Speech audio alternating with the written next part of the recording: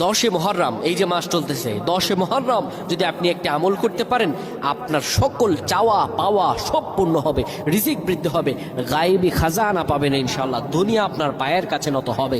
যা দোয়া করবেন আপনি সব দোয়া কবুল হয়ে যাবে যদি 10 মুহররম এই আমলটি করে আপনি দোয়া করতে পারেন। 10 মুহররম এমন একটা গুরুত্বপূর্ণ আশুরার দিন যাকে বলা হয়। আশুরার দিন এত গুরুত্বপূর্ণ দিন, এই দিন যদি কোনো ব্যক্তি আল্লাহ রাব্বুল আলামিনের কাছে দোয়া করে, 1 নম্বর আমল যেটা করবেন সেটা হলো রোজা। 1 নম্বরে আপনি রোজা রাখবেন। 2 নম্বরে রোজা রাখার পরে আসর নামাজ পড়ে মসজিদ থেকে বের হবেন না, কিবলামুখী হয়ে থাকবেন। কিবলামুখী হয়ে আপনি 100 বার দুরূদ শরীফ পড়বেন।